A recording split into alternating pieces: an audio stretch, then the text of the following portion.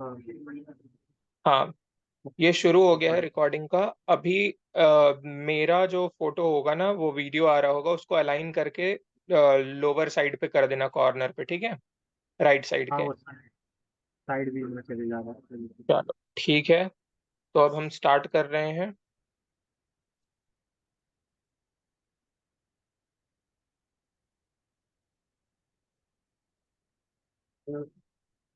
ओए, क्या नाम है इसका? तुम लोग नहीं इसका- तुम लोग ये देखो। दिख रहा है मतलब तुम लोग नहीं देखो, आज हमारा जो चैप्टर है स्टैटिस्टिक्स का, वो है प्रेजेंटेशन ऑफ डेटा, ठीक है। प्रेजेंटेशन ऑफ डेटा को समझने से जस्ट पहले आप ये समझो, मैंने आप लोगों को बताया था कि स्टैटिस्टिक्स में जब हम सिंगुलर सेंस में पढ़ते हैं तो इट मींस कोपाई ऑफ डेटा। तो कोपाई वाले में कलेक्शन हमने किया था, ऑर्गेनाइजेशन यानी क्लासिफिकेशन भी हमने कर लिया था, ठीक है। उसका जो न्यूमेरिकल पार्ट था वो क्लास में सॉल्व होने के लिए बोल दिया गया। अभी प्रेजेंटेशन ऑफ डेटा में है, इसमें भी थियरी प्लस न्यूमेरिकल है।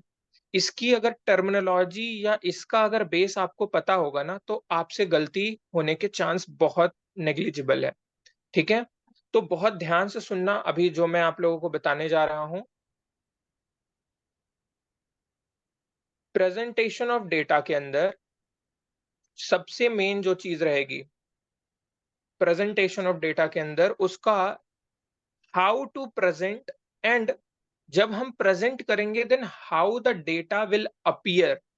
ये सबसे मेन चीज होती है प्रेजेंटेशन ऑफ डेटा के अंदर, ठीक है। तो हाउ टू प्रेजेंट के लिए, एक तो हमें ने बोला कि भाई प्रेजेंटेशन में हमने सीखा कि भाई प्रेजेंट करना कैसे है, एंड प्रेजेंट करने के बाद डेटा अपीयर कैसे होगा। बट क्यों करना है ऐसा, वाई प्रेजेंटेशन इज नीडेड। तो प्रेजेंटेशन की जो जरूरत होती है ना, दैट इज बिकॉज हमें प्रेजेंटेशन से जो डेटा होता है ना, वो अंडरस्टैंड इजिली हो जाता है अगर हम सही ढंग से डेटा को प्रेजेंट करें तो। दूसरी बात, हम डेटा को आसानी से कंपेयर कर सकते हैं। और तीसरी चीज, उससे डेटा ना थोड़ा और ज्यादा मीनिंगफुल लगने लगता है।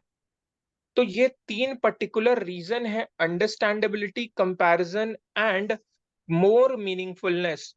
इन तीन रीजन से हम डेटा को प्रेजेंट करना ज्यादा प्रेफर करते हैं। और यही तीन रीजन के वजह से प्रेजेंटेशन चैप्टर आया, और हम ये समझेंगे कि ये चीजें, प्रेजेंटेशन वाली चीजें कर कैसे सकते हैं, ठीक है। तो मैंने आपको ये बता दिया कि what presentation is, why presentation is. अब how presentation will be done, ठीक है। तो प्रेजेंटेशन को करने के ना कई सारे मेथड वेज हैं। प्रेजेंटेशन करने के कई सारे मेथड या वेज हैं। अब प्रेजेंटेशन करने के कई सारे मेथड में देखो, जो पॉपुलर मेथड के तरीके हैं वो ये चार हैं। जैसे कि सबसे पहला है टेक्सचुअल या डिस्क्रिप्टिव प्रेजेंटेशन।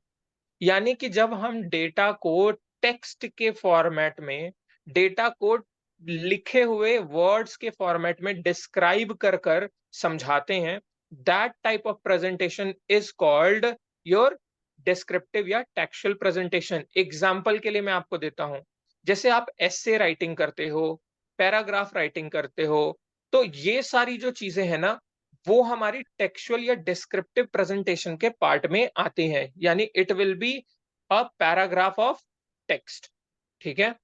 तो ये होता है हमारा टेक्सचुअल या डिस्क्रिप्टिव फॉर्मेट प्रेजेंटेशन का, ठीक है। दूसरा होता है टैब्युलर प्रेजेंटेशन। टैब्युलर प्रेजेंटेशन के अंदर में क्या है कि डेटा जो है ना, ये टेबल के फॉर्म में प्रेजेंट होता है, ठीक है। इसमें हम डेटा को क्या करते हैं, टेबल्स के फॉर्मेट में प्रेजेंट करते हैं। टेबल वर्ड जब मैं आपको बोलूंगा ना, ये टेबुलर फॉर्मेट बहुत इंपॉर्टेंट है, इसलिए बहुत ध्यान से जानना इसको। टेबल, व्हेन आई से table consist of rose and columns, तो रो और कॉलम को मिलाकर टेबल होता है, ठीक है। तो टेबुलर मतलब अगर हम डेटा को रोज एंड कॉलम्स के फॉर्मेट में प्रेजेंट करते हैं, that is called tabular presentation, ठीक है। थर्ड जो आता है, third is your graphical presentation. जब हम डेटा को ग्राफ के फॉर्मेट में प्रेजेंट करते हैं, ग्राफ प्लॉट कर देते हैं जब डेटा का हम, तो उसको ग्राफिकल प्रेजेंटेशन कहते हैं, यानी जब हम उसको ज्योमेट्रिकली प्रोड्यूस करते हैं, ठीक है, यानी कि ऑन ग्राफ पेपर, ठीक। नेक्स्ट है डायग्रामेटिक। डायग्रामेटिक मेन है कि हम इसमें डायग्राम्स का यूज कर रहे हैं। डायग्राम्स यानी ज्योमेट्रिक डायग्राम्स। ज्योमेट्रिक डायग्राम्स कहने का मतलब इसमें बहुत इंपॉर्टेंट जो दो डायग्राम आप सीखोगे, that is your bar diagram and pi diagram, ठीक है। बार क्या होता है, पाई क्या होता है, जब हम डायग्रामेटिक प्रेजेंटेशन अभी हम करना सीखेंगे ना, तो मैं आपको बताऊंगा किसको हम बार कहते हैं और किसको हम पाई चार्ट कहते हैं या पाई डायग्राम कहते हैं। तो एक तरीका हुआ हमारा डायग्रामेटिक का। डायग्रामेटिक के अंदर मैंने दो मेन चीजें बताई जो अभी हम आगे करेंगे। फिर हमने ग्राफिकल देखा। ग्राफिकल यानी ग्राफ पे कोई भी चीज को पुट करने के लिए हमारे पास कोई ना कोई उन चीजों के नंबर्स होने चाहिए, फ्रीक्वेंसीज होनी चाहिए।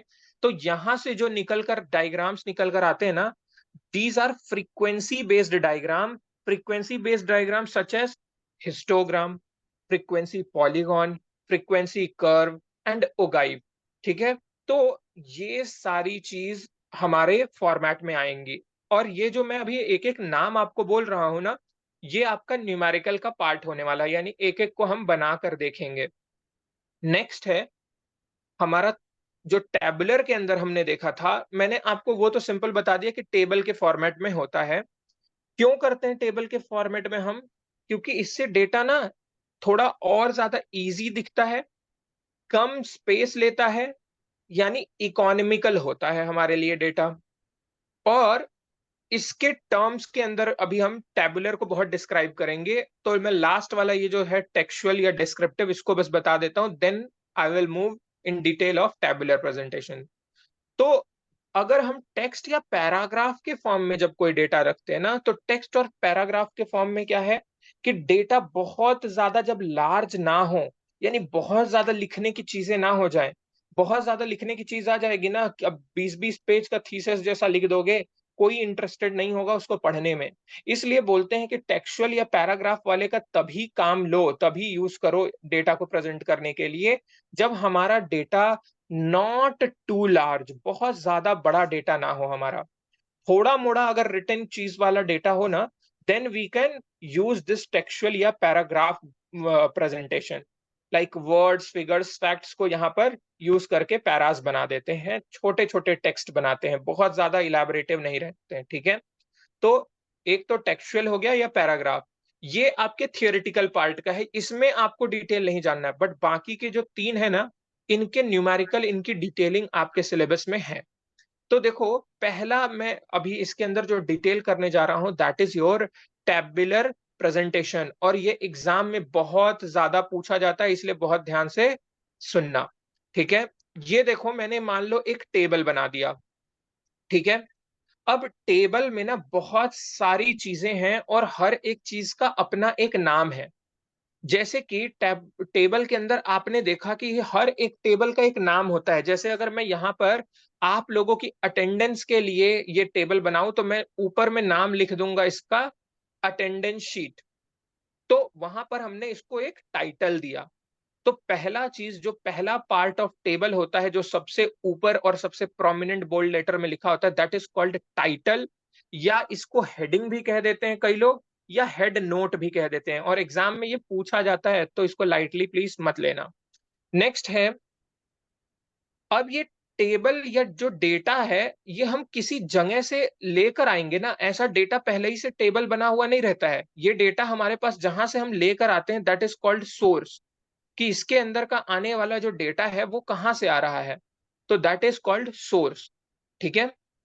देन हर एक टेबल का अपना एक आइडेंटिफिकेशन, एक यूनिक आइडेंटिटी होती है, that is called table number, ठीक है।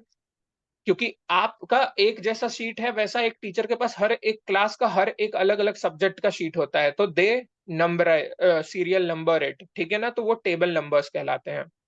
अब देखो इसके ऊपर, अब हमने क्या किया, यहाँ पर नेम ऑफ स्टूडेंट लिखा, उसका क्लास लिखा, उसका एड्रेस लिखा। तो इनको जो हेडिंग के जस्ट नीचे आते हैं, दीज आर कॉल्ड एज सब हेड्स। ठीक है, तो हेडिंग यहां पर हमने कॉमर्स डाल दी थी, जैसे अटेंडेंस शीट या कॉमर्स जो भी डाल दो, तो ये हो गया हमारा हेडर, ये हो गया हमारा सब हेड। ठीक है, अब नेक्स्ट आता है सब हेड के अंदर हम अलग अलग, जैसे यहां पर हम क्या करेंगे, एक एक बच्चे का, जैसे एग्जांपल के लिए कि राम के बारे में हम लोगों ने लिखना शुरू किया। ठीक है, तो इस तरीके से हम राम के बारे में लिखें। इस तरीके से जब हम एक एक लोग का नाम लिखते हैं, एक एक लोग के बारे में डिटेल लिख रहे हैं, एक एक आइटम के बारे में डिस्क्राइब कर रहे हैं, these are called as entries. ठीक है, these are called as entries, एक एक को हम एंट्रीज का नाम देते हैं। और इसी एंट्रीज को यहां पर एक और नाम से जाना जाता है, this is called stub entries. ठीक है, तो स्टब एंट्रीज वर्ड से कंफ्यूज मत हो जाना। जो हम एंट्री पास कर रहे हैं, यानी जो डेटा अंदर इनकलकेट कर रहे हैं, इनपुट कर रहे हैं, that is called stub entries. ठीक है, अब उसके बाद आता है, ये पूरे पार्ट को, अगर पूरी एंट्रीज को अदर देन हेड एंड सब head, other than head and सब हेड, जितना बाकी का पार्ट होता है ना, दैट इज कॉल्ड बॉडी या फील्ड। बॉडी ऑफ टेबल कहते हैं या फील्ड ऑफ टेबल कहते हैं। फील्ड वर्ड का मतलब होता है combination of rose and columns.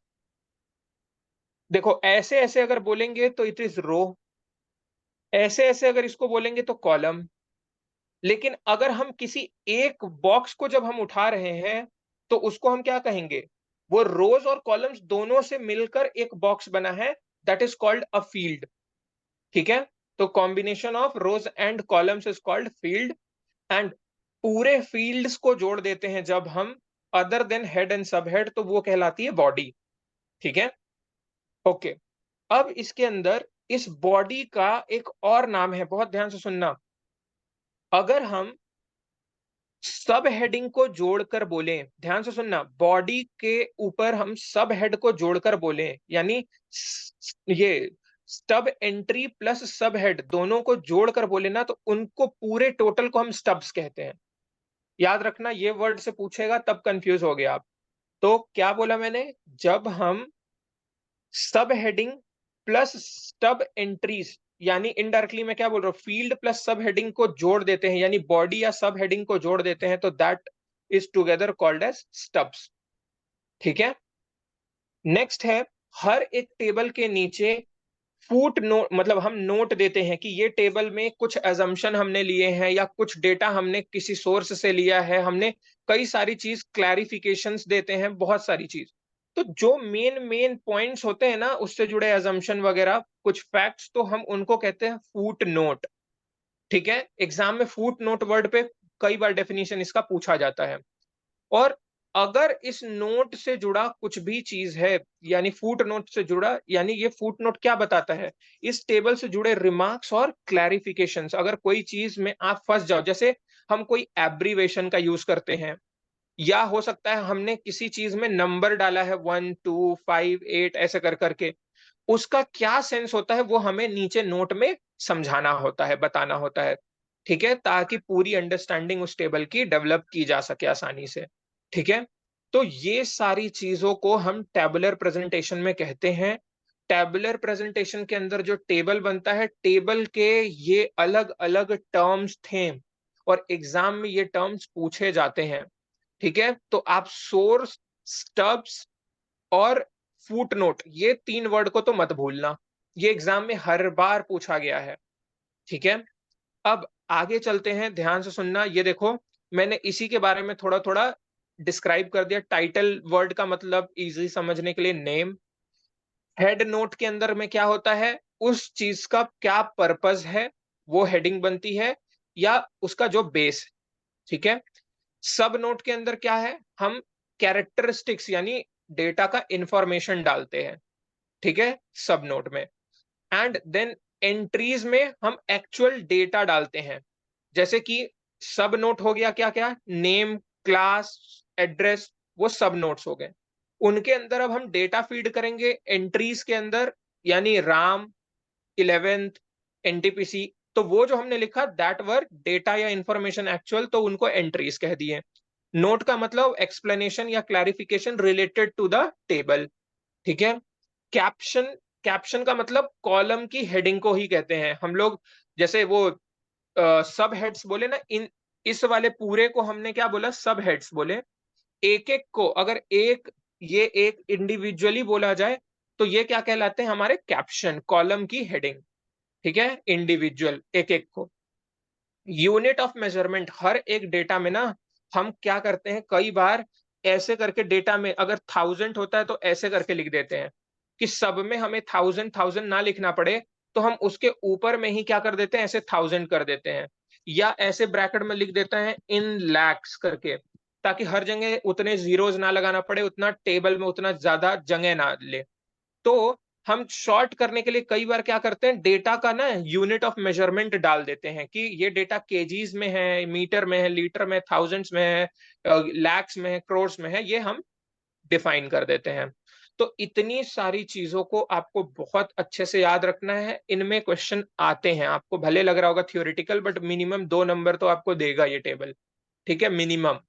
वैसे होता तो जिस दिन पूछ देते हैं कई बार टीचर लोग, तो ये 7 नंबर खूब खींच के ले जाते हैं एक ही टेबल के ऊपर ही।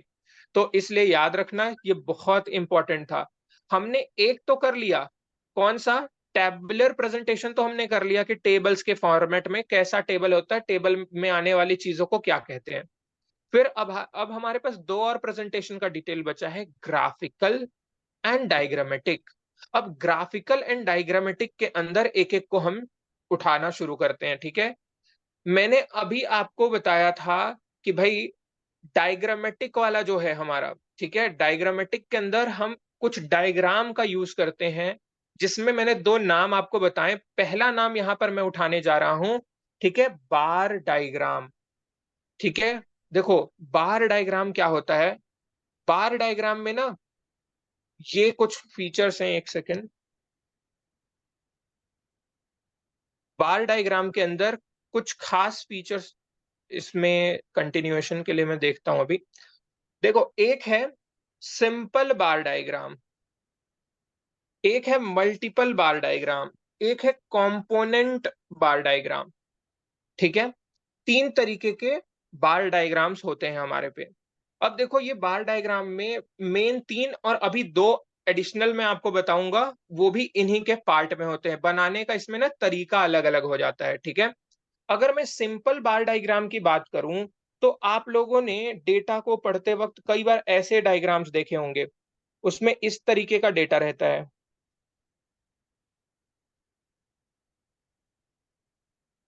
ठीक इस तरीके से डेटा लिखा रहता है कि मान लो ये 2011 के बारे में लिखा है, ये 2012 के बारे में लिखा है, इस तरीके से ऐसे डेटा डिजाइन किया रहता है।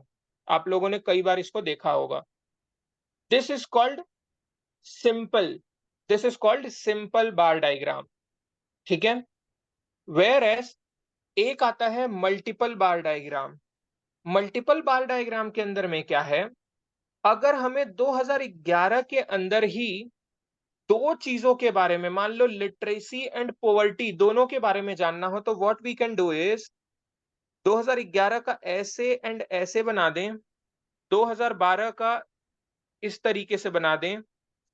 तो इनको हम कहते हैं मल्टीपल, यानी एक ही साथ डबल पैरामीटर को कवर कर रहा है, दो फैक्टर्स को कवर कर रहा है। तो this is called multiple bar diagram.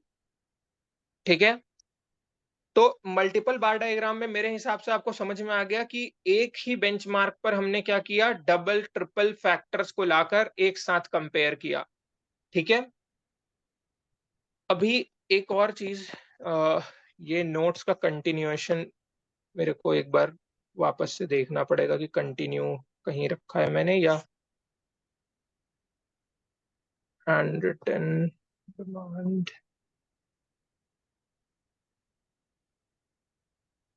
Source emerging notes. Anyhow, चलो ठीक है, तो मैं यहाँ से कंटिन्यू करा देता हूँ।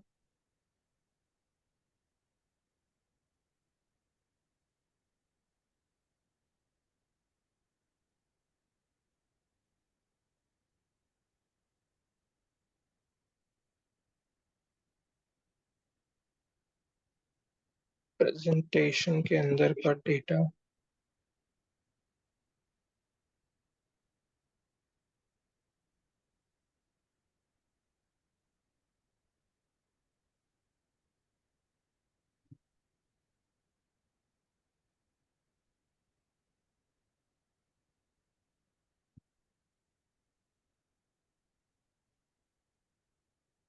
ये देखो, ये सारे तो टेबल वाले हैं, तो टेबल वाले के बारे में तो मैंने बता दिया एंड इट इज इजी। इस पे मैं बहुत ज्यादा टाइम अभी नहीं लगा सकता।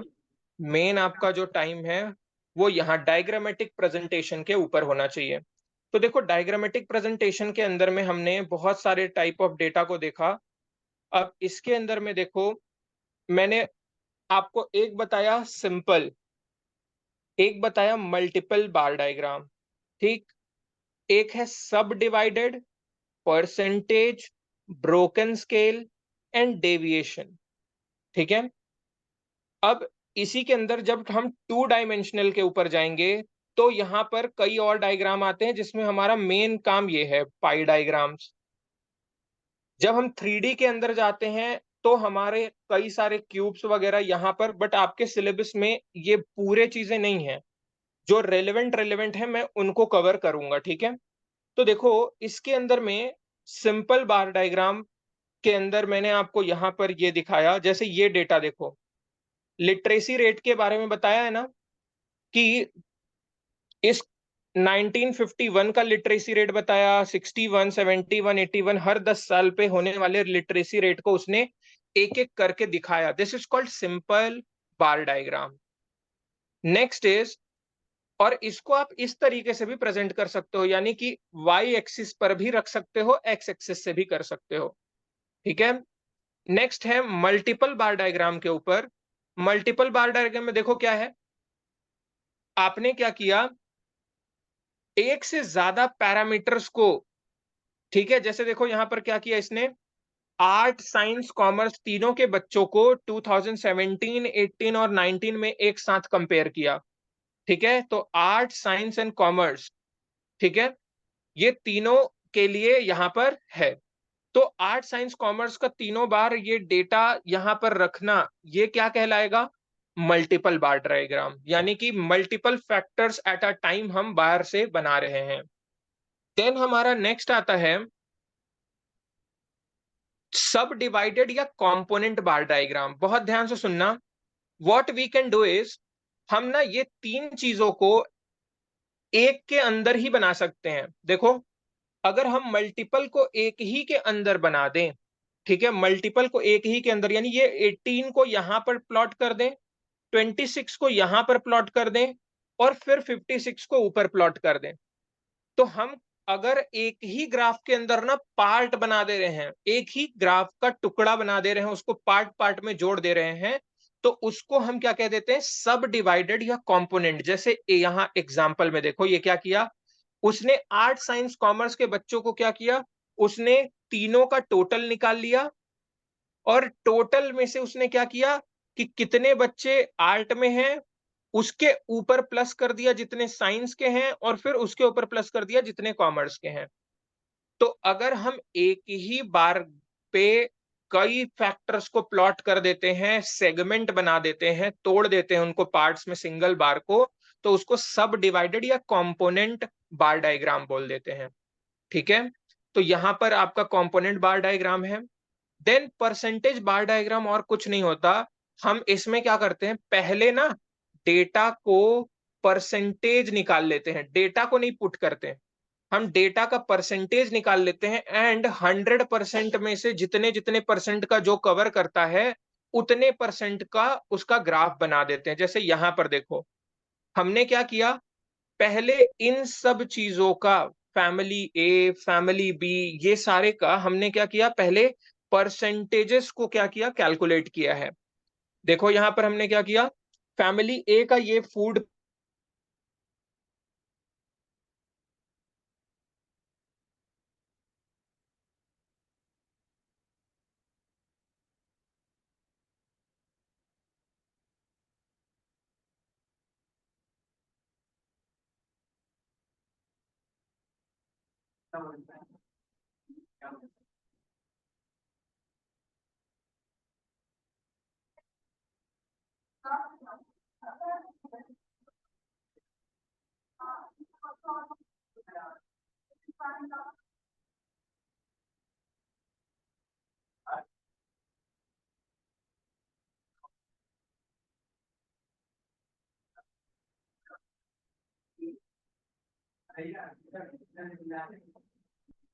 हेलो हेलो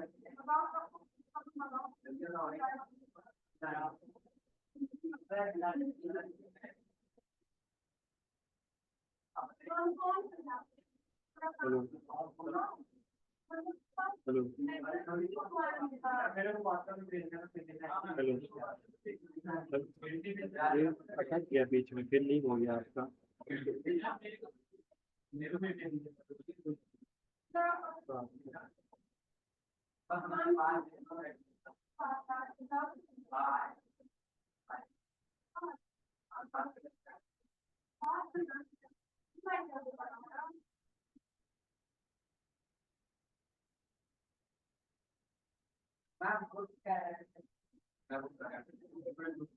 इसमें क्या करेंगे, हम एक मैक्सिमम लिमिट रखेंगे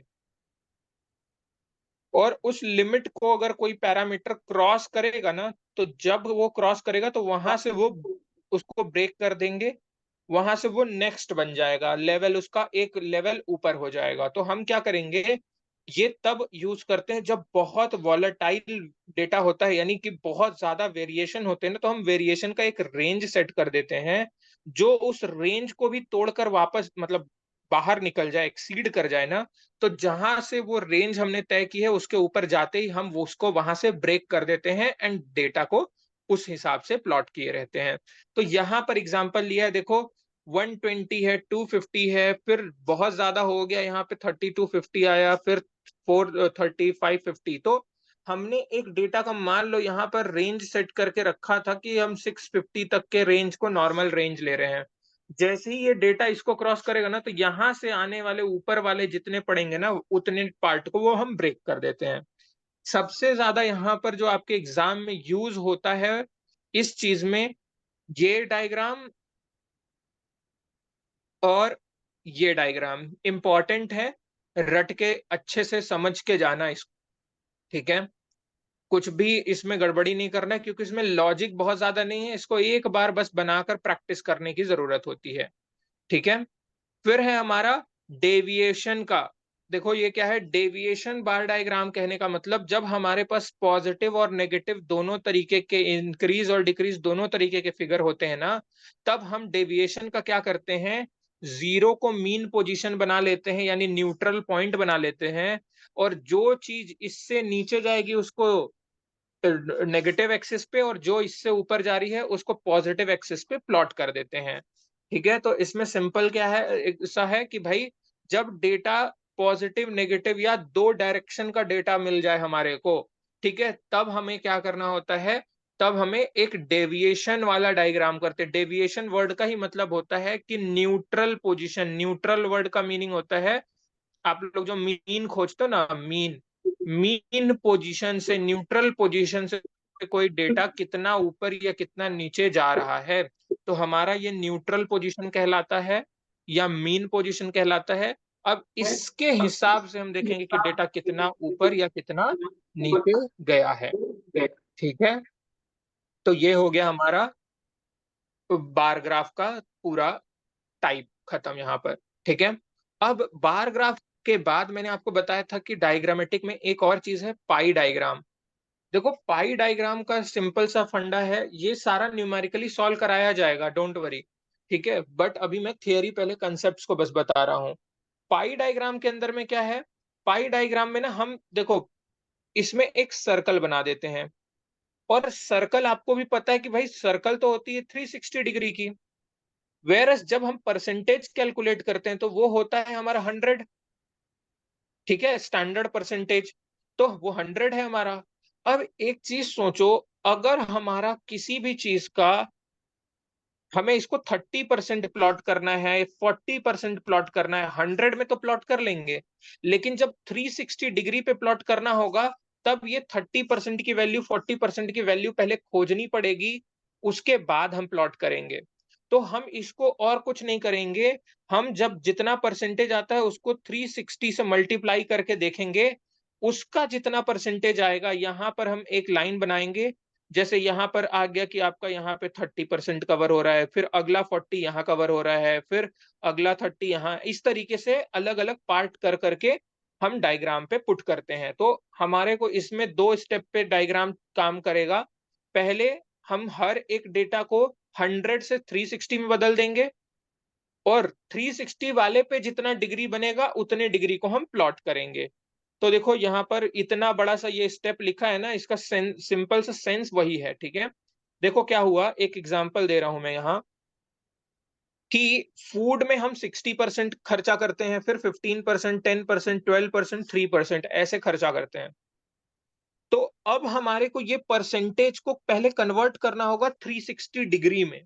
तो हमने क्या किया देखो, इंटू 3.6। अब क्यों 3.6? परसेंटेज करेंगे तो नीचे नीचे 100 आ जाएगा, फिर डिवाइड करोगे 3.6 आ जाएगा, ठीक है। इंटू 3.6 किए तो 216 डिग्री आया, 54 डिग्री आया, 36 डिग्री आया, 43.2 आया, 10.8 डिग्री आया। तो हम अब क्या करेंगे, इस तरीके से हमारा सर्कल रहेगा। सर्कल पर हम पहले यहाँ पर रखेंगे और यहाँ से पहले 216 डिग्री को बनाएंगे, फिर हम 54 डिग्री को बनाएंगे, 36 डिग्री को बनाएंगे, 43 डिग्री को बनाएंगे एंड 10 डिग्री को बनाएंगे। इस तरीके से हम प्लॉट करेंगे, तब जाकर हमारा पाई चार्ट कंप्लीट होगा। तो ये होता है हमारा पाई डायग्राम, ठीक है। इस तरीके से ये दिखेगा। ओके, तो ये सेकंड हमारा डायग्रामेटिक रिप्रेजेंटेशन भी खत्म। तो हमने थियोरेटिकल वाला कर लिया, यानी टेक्सचुअल वाला कर लिया, या डिस्क्रिप्टिव कहते हैं जिसको, टैब्युलर कर लिया, और डायग्रामेटिक खत्म कर लिया, ठीक है। इन सबका न्यूमेरिकल आपको क्लास में कराया जाएगा, आप उसकी चिंता तो मत करो, ठीक है। अब इसके बाद डायग्रामेटिक, ये इसकी समरी है यहाँ पर, ठीक है। अगर आपको ऊपर से पूरे को नहीं पढ़ना है तो आप इस डायग्रामेटिक के समरी को पूरा पढ़ सकते हो। तो हमारे डायग्रामेटिक वाले चैप्टर में बस इतना ही था मेन, ठीक है। टैबुलर और डायग्रामेटिक खत्म हो गया। अभी हमारा है ग्राफिकल प्रेजेंटेशन। देखो ग्राफिकल प्रेजेंटेशन के अंदर का जो कंसेप्ट था मैंने ऑलरेडी आपको कवर कर दिया है, ठीक है। ग्राफिकल के अंदर का कंसेप्ट आपको ऑलरेडी मैंने कवर कर दिया।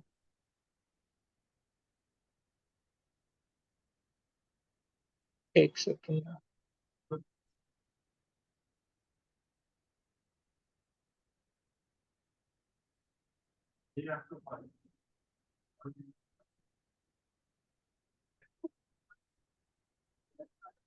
मेरी वॉइस आ रही है?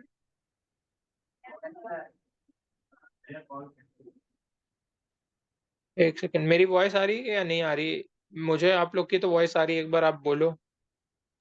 यस सर, आ रहा है। ओके, एंड क्लास भाई, क्लास वाले आप बताना प्लीज। ओके, लैग कर रहा, एक सेकंड। मेरा वॉइस लैग कर रहा है क्या? ओके, देखो हम लोगों ने ना जो अभी वो जो लास्ट वाला है ग्राफिकल रिप्रेजेंटेशन, उसके बारे में जो थियरी थी ना वो ऑलरेडी मैंने कवर कर दी है, ठीक है। न्यूमेरिकल का जो पार्ट है बस बहुत छोटा सा पार्ट है उसका, बहुत ज्यादा है भी नहीं।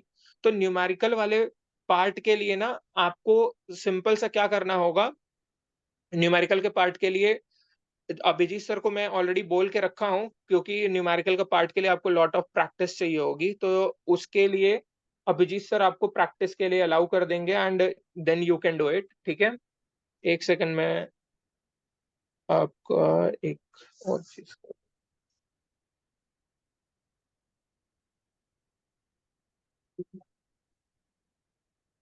एक सेकंड।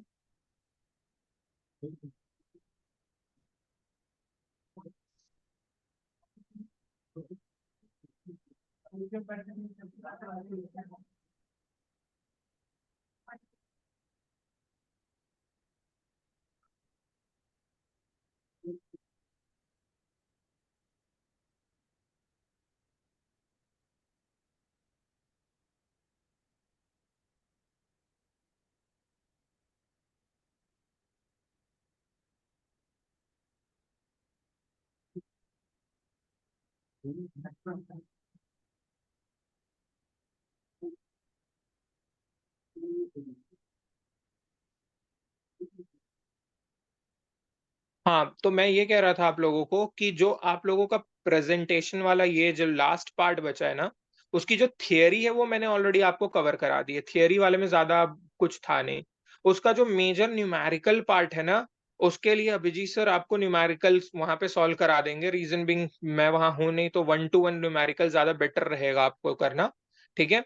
तो न्यूमेरिकल वाला पोर्शन हो गया है। हाउएवर जो मैंने आपको थियरी के पोर्शन में कुछ चीजें बताई हैं, जैसे थियरी के पोर्शन में मैंने सबसे मेन जो आपको पार्ट बताया, दैट इज कि टेबल से जुड़े वर्ड्स आएंगे, और वो आपके एग्जाम में आते हैं, हर बार आते हैं, टेबल से जुड़े सारे वर्ड्स आएंगे। टेबल से जुड़े सारे वर्ड्स आपको याद रखने हैं। नेक्स्ट आपको जो उसके अंदर मैंने आपको 2 तरीके के बार बनाने को बोले हैं, और उसमें पर्टिकुलरली 2 को बहुत ज्यादा इंपॉर्टेंट मार्क किया है। डू प्रैक्टिस दैट, उसका भी अभिजीत सर कराएंगे। हाउएवर फिर भी मैं आपको बोलूंगा कि उसकी प्रैक्टिस आप अलग से जरूर कर लेना। एंड एक है इससे जस्ट पहले टेलीमार्क, ठीक है।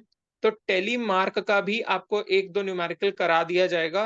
वो आप लोग के मैथ्स में भी है, एंड यहाँ भी रहेगा, दोनों जगह, ठीक है। आपके मैथ्स इन द सेंस आपके 9th और 10th के मैथ्स में जो लास्ट में स्टैटिस्टिक्स थी, उसमें था, आप लोगों ने टेली मार्क किया होगा ऑलरेडी, ठीक है। तो वो चीजें आपको कवर करनी हो न्यूमेरिकल में। थियोरिटिकल वाले में इतना ही था, और स्टैटिस्टिक्स का अब मेजर जो थियोरिटिकल पोर्शन है ना, वो खत्म है ऑलमोस्ट। अब कोई भी चैप्टर में ना आपको अलग से थियरी पढ़ने की जरूरत नहीं है। जो थियरी वाले चैप्टर थे स्टैट्स के, खत्म हो गए हैं। अभी से मैं आज से सर से भी बात कर लूंगा, न्यूमेरिकल का पार्ट शुरू होगा, एंड न्यूमेरिकल के सारी चीजों को आपको कवर करना होगा, ठीक है। और स्टैटिस्टिक्स में 90% आपसे एग्जाम में न्यूमेरिकल पूछे जाएंगे, 10% ही थ्योरी पूछी जाएगी जब आपके फाइनल एग्जाम होते हैं, ठीक है। अभी के लिए ये थियोरिटिकल पोर्शन जितने मेजर थे वो मैं करा दिया हूं। अगर बीच में कहीं भी मुझे लगा कि ये थियोरिटिकल है या इसकी चीजें पता होनी चाहिए आपको, तो मैं 1-2 क्लास लूंगा ऑन रैंडम बेसिस, मैं उसको आपका कवर करा दूंगा, ठीक है। अभी आप लोग मुझे ये बताओ, आपके बिजनेस और अकाउंट्स की थियरी, इनमें आप लोगों को, कुछ लोगों का तो मेरे पास मैसेज आ गया कवर्ड नहीं है, उसके लिए तो एक्स्ट्रा क्लास मैं करूंगा। एंड एक्स्ट्रा क्लास का एक दिन पहले मैं आपको इन्फॉर्म कर दूंगा, नेक्स्ट डे डू एंश्योर कि आप वो क्लास अटेंड कर लो, क्योंकि उसके बाद मैं फिर एक्स्ट्रा क्लास नहीं दूंगा, ठीक है। You will get a chance, उसको मिस मत करना, ठीक है। एंड एक्स्ट्रा क्लास वाला मैं आपको बता दिया। अभी आप लोग मुझे ये बता दो, बिजनेस का कितना पार्ट हमारा थियरी वाला अभी कवर नहीं हुआ है, कौन कौन से चैप्टर जो एग्जाम में आ रहे हैं बट हमने कवर नहीं किया है।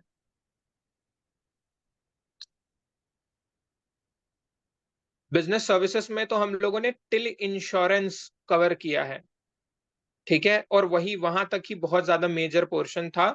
माइनर पोर्शन अभी है, वो हम कवर कर लेंगे। बट आफ्टर दैट और कौन कौन से चैप्टर्स आ रहे हैं जिसको कवर करना है हमें?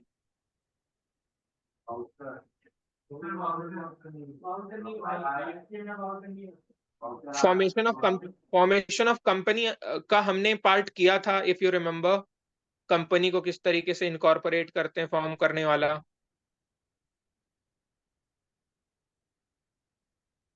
वो बहुत ज्यादा ब्रॉडर व्यू नहीं था, but however we have covered it ना।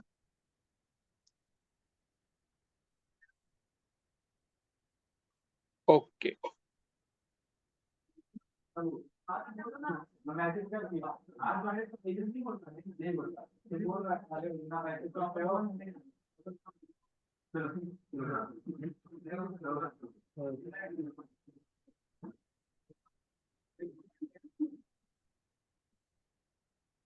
चलो ठीक है। आप लोगों का जो भी रहेगा डाउट या कुछ भी, आप लोग पिंग कर देना मेरे को ग्रुप पे, ठीक है। एंड जो भी आपका एक्स्ट्रा क्लास वाला होगा, मैं एक दिन पहले आपको इन्फॉर्म कर दूंगा, ओके। ठीक Yes, sir.